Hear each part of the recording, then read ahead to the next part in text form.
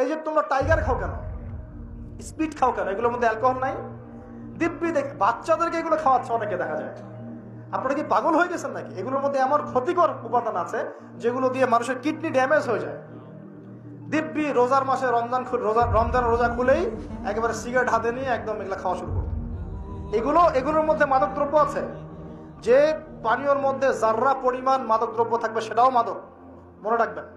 Smoke করো, স্মোকটাকে অনেকে মাদক মনে করে না, তাই না? স্মোকিংটাকে অনেকে মাদক মনে করে না, মনে করে মাকরু মনে হয়। মাকরু মানে কি? মাকরু মানে কি ভালো? মাকরু মানে কি? মাকরু মানে কি? কোরআনে সূরা বানু ইসরাইল খুলে দেখেন, বড় বড় কিছু পাপের কথা মেনশন করে আল্লাহ পাক বলছেন এই পাপগুলো ছেড়ে দাও, এই পাপগুলো আল্লাহর কাছে মাকরুহা, এই পাপগুলো আল্লাহর কাছে অপছন্দের পাপ। এটা কি মাকরু মানে কি জায়েজ করে নেওয়া? সিগারেট খাওয়া বন্ধ করেন, ওয়াদা করেন আমার সাথে যে আজকে থেকে কোনোদিন সিগারেটে হাত দিবেন ইনশাআল্লাহ। কোনো প্রকার এইসব টাইগার মাইগার স্পিড খাবেন না, এসব ভালো জিনিস না। ভালো কিছু খান না, ভালো কিছু খান। আর অনেকে দেখা যায় যে জর্দা খাওয়া শুরু করেছে। কেন? এটাও কি সুন্নত নাকি? কি দরকার আছে ভাই?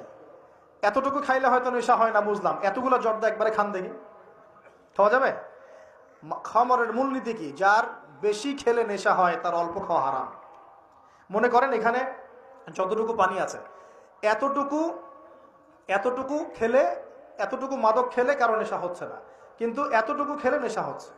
তার মানে কি এতটুকু খাওয়া জায়েজ, এতটুকু খাওয়া হারাম, নাকি পুরোটাই হারাম? এটা বোঝার জন্য কি মুফতি হওয়ার দরকার আছে? আপনি বুঝতে পারছেন। অতএব এই যাবতীয় মাদক দ্রব্য থেকে দূরে থাকতে হবে, না হলে ভূমিকম্প আসবে। কিন্তু ভূমিকম্প আসবে। আর মাদক দ্রব্য নিয়ন্ত্রণ অধিদপ্তর দিয়ে শুধু মাদক নিয়ন্ত্রণ করা যাবে না। মানুষের ঈমান আকীদার পরিবর্তন দরকার। মানুষের মধ্যে আল্লাহর ভীতি জাগ্রত করতে হবে, তাহলে মানুষ অটোমেটিক মাদক ছেড়ে দিবে ইনশাআল্লাহ। আমরা কি যুবক ভাইদের কাছে ওয়াদা নিতে পারি ইনশাআল্লাহু তাআলা জীবনেও কোনোদিন মাদক খাবো না, জীবনে কোনোদিনও মাদকের ধার কাছে যাবো না ইনশাআল্লাহ।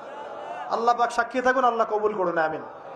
প্রিয় ভাইয়েরা, এটা নবীজি বলছেন লা ইয়াশরাবান্নান নাস মিন হাযিহিল উম্মতি খামরুন, আমার উম্মতের কিছু মানুষ খামর মাদক পান করবে, ওয়া ইউসাম্মুনাহা বিগায়রি ইসমিহা, এর নাম রাখবে ভিন্ন, অন্য নামে ডাকবে, মাদক বলে ডাকবে না। আর কি করবে?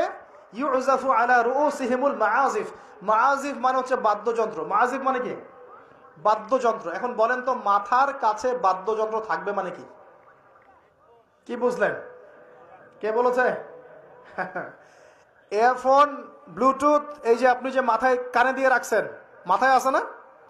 দেখেন নবী সাল্লাল্লাহু আলাইহি ওয়াসাল্লাম কতদিন আগে, 1400 বছর আগে এই হাদিস বলে গেছেন যে ওই সময় আমার উম্মতের একটা অংশ এরকম করে হেডফোন দিয়ে মাথা দিয়ে গান শুনবে, কানের ভিতরে গান মিউজিক চলবে, চলছে না? ওয়াল মুগান্নিয়াত, এবং তারা গায়িকা নায়িকা নর্তকী নাচাবে। নাচায় না মানুষ এখন? শহরগুলোতে গিয়ে দেখেন খালি গায়িকা নর্তকীর। শহরে যাওয়া লাগে, ফেসবুক ইউটিউব ঢুকলেই তো দেখা যায়। মেয়েদেরকে নিয়ে আমি কালকে লেকচার দেবো ইনশাআল্লাহ। ওদেরকে অনেক কিছু বলার আছে, আমার অনেক কিছু বলার আছে। কারণ সমাজের একটা বড় ক্ষতি হচ্ছে এদের কারণে। সমাজের একটা বিশাল ক্ষতি হচ্ছে বেপর্দা মেয়ের কারণে। বহু দিনদার পরহেজগার যুবক পর্যন্ত ঈমান হারাচ্ছে এদের কারণে। আর বাসায় তো এদের বাপ নাই মনে হয়, বাপ নাই, ভাই নাই, স্বামী নাই, কেউই নাই, এদেরকে বোঝানোর কেউ নাই। অনেক দিনদার ছেলে পর্যন্ত এদের ফিতনায় দিন হারিয়ে ফেলছে। আর এখন কিছু কিছু ওয়াইজ বের হয়েছে, প্রেম বিশেষজ্ঞ, মানে বসে বসে প্রেমের আলাপ করতে পারলে বাঁচে। আর এগুলো নিয়ে ট্রল করতে করতে ভাইরাল সব ইউটিউব, ফেসবুক। চুলকি সুড়সুড়ি আলাপ করতে ভালো লাগে খালি। এই হারাম সম্পর্কের ভিত্তি ঘুরাই দিতে হবে। আমি বারবার বলি তোমাদেরকে যে একটা হালাল রিজিকের সোর্স তৈরি করো, তাড়াতাড়ি বিয়ে করে ফেলো। বিয়ে ছাড়া যৌন চাহিদা, লজ্জাস্থানের হেফাজত, এগুলো করার কোনো বিকল্প কোনো পথ নাই। বিকল্প কোনো পথ নাই। যে পথগুলো দেখা যায় এগুলো হতাশা আরো বাড়াই দিবে, এগুলো আপনাকে আরো জানোয়ার বানায় ফেলবে ভিতর থেকে। পর্নোগ্রাফির যুগ চলছে।